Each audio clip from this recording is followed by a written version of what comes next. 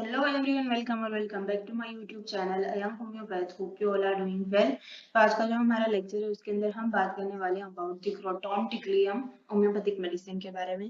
तो ये जो मेडिसिन है वो एकेडमिक पॉइंट ऑफ व्यू से आपको शॉर्ट नोट के अंदर पूछी जाती है, जिसके अंदर कि इसका सिर्फ और सिर्फ जीआईटी या फिर तो इसका डायरिया पूछा जाता है। ठीक है, उसके अलावा जो हम क्लिनिकल पॉइंट ऑफ व्यू से अगर देखते हैं, थेराप्यूटिक पॉइंट ऑफ व्यू से देखते हैं, तो अगेन ये जो मेडिसिन है वो हमें डायरिया के लिए बहुत ज्यादा हेल्पफुल रहती है। ठीक है, तो चलिए इसका शुरू करते हैं। सबसे पहले है कॉमन नेम है क्रोटॉन ऑयल सीड। ठीक है, जो ऑयल सीड होते हैं क्रोटॉन के, उसी में से ये मेडिसिन बनती है और यही उसका कॉमन नेम है। उसके अलावा प्रूवर है डॉक्टर हेलमैन एंड फैमिली है यूफोरबीसी एंड ड्यूरेशन ऑफ एक्शन है शॉर्ट एक्टिंग मेडिसिन। ठीक है, अगर आप ये मेडिसिन यूज करते हो तो बहुत कम टाइम के अंदर पेशेंट को डायरिया की कंप्लेंट जो है वो खत्म हो जाती है। ठीक है, उसके अलावा फिजिकल मेकअप के ऊपर जाएंगे फॉर द सोरिक ओरिजिन। ठीक है, कोई भी ऐसा पेशेंट है जिसको कि सोरा की वजह से डायरिया हुआ है, और मोस्ट प्रोबेबली सोरा की वजह से डायरिया होता है, तब आप इस मेडिसिन को यूज कर सकते हो। उसके अलावा एलर्जिक पर्सन है। ठीक है, तो अगर किसी पेशेंट को किसी चीज की एलर्जी की वजह से डायरिया हुआ है, then you will think about the croton. ठीक है, उसके अलावा टेम्परामेंट की जब हम बात करते हैं तो टेम्परामेंट है irritable, mild of psora, and thermal है हमारा एम्बी थर्मल। ना ही इन्हें ज्यादा कोल्डनेस से कोई इफेक्शन होता है, ना ही हॉटनेस से ज्यादा इफेक्शन होता है, they are the Aamby thermal. ठीक है, उसके अलावा इंडिकेशन के अंदर शीट ऑफ एक्शन देखेंगे हम, तो of course there is a GIT, skin, mucous membrane, respiratory system. ठीक है, तो म्यूकस मेम्ब्रेन कहाँ की? जीआईटी की, और रेस्पिरेटरी सिस्टम की म्यूकस मेम्ब्रेन के ऊपर इसका खास एक्शन है। इसका एडमेंट्स फ्रॉम हम देखेंगे तो जैसे हमने देखा कि कोई भी एलर्जी की वजह से भी पेशेंट को डायरिया हो सकता है, तो ऐसी कौन सी चीजें हैं जो कि जो कि जिनकी वजह से पेशेंट को डायरिया हो सकता है? तो कुछ लोगों को फ्रूट्स की वजह से डायरिया हो जाता है। ठीक है, कुछ फ्रूट्स ऐसे होते हैं जो कि उनको एलर्जिक रहते हैं, तो उसकी वजह से पेशेंट को डायरिया हो जाता है। तो first thing which is a fruit, second thing which is a meat. ठीक है, अनकुक किसी भी टाइप का मीट जो है वो पेशेंट को डायरिया कॉज कर सकता है। स्वीट्स, ठीक है, उसके अलावा हॉट समर वेदर।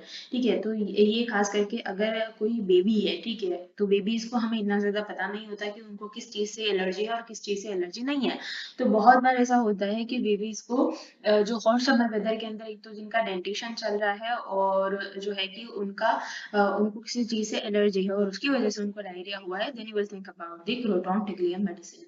ठीक है, तो आगे हम बढ़ते हैं, इसका जीआईटी देखते हैं। It causes the diarrhoea of course, so before stool, during stool और आफ्टर स्टूल। ठीक है, ये चीजें, ये जो सिम्टम है, they are the characteristic for the croton. ठीक है, तो पहली चीज है हमारे पास बिफोर स्टूल, स्टूल होने से पहले। ठीक है, पेशेंट को क्या लगता है? There is a swashing sensation in the intestine, जैसे कि इंटेस्टाइन जो है हमारा पाइप जैसा है। ठीक है, तो उस पाइप के अंदर से जैसे किसी ने बहुत ज्यादा पानी गिरा दिया है। ठीक है, तो वैसा वैसा सेंसेशन होता है पेशेंट को as from the water. And there is a colic before diarrhoea. ठीक है, पेशेंट को पेट में दर्द रहता है बिफोर डायरिया, या फिर तो बिफोर स्टूल।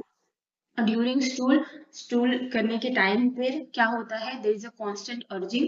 ठीक है, बार बार स्टूल करने जाने की इच्छा होती है, and followed by the sudden evacuation. ठीक है, बहुत मतलब कि ऐसा लगता है कि बहुत जोर से किसी ने किसी पाइप के अंदर से बहुत जोर से जो पानी भरा हुआ है वो निकल रहा है। ठीक है, उस तरीके का सेंसेशन आता है, और पेशेंट भी आपको इसी तरीके का सिम्टम देता है।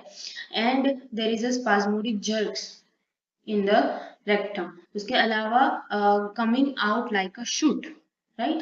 जैसे ऐसा समझ लो कि अगर कोई पाइप है, तुमने उसको बीच में से ब्लॉक कर दिया और पानी यहाँ से आ रहा है, पाइप के अंदर बहुत ज्यादा जो है कि पानी भरा हुआ है, और आपने ये जो ब्लॉक है उसको हटा दिया, तो बहुत जोर से, बहुत ज्यादा प्रेशर के साथ जो है कि पाइप में से पानी निकलेगा। उसी तरीके का क्रोटॉन का डायरिया होता है। अब आगे हम देखते हैं कैरेक्टर ऑफ स्टूल क्या होता है। There is a washing of a stool, there is a coming out like a shoot and thin yellow watery। ठीक है, सिंपल सी चीज है कि थिन है, मतलब कि बहुत ज्यादा सेमी सॉलिड भी नहीं है, सॉलिड भी नहीं है, बट थिन है, वाटरी है। ठीक है, येलो कलर का हो सकता है, and quantities profuse of course. उसके अलावा कॉन्कोमिटेंट जो है दैट मीन्स कि ये जो हमारा डायरिया का सिम्टम है उसी के साथ साथ दूसरा भी कोई सिम्टम पेशेंट फील करता है।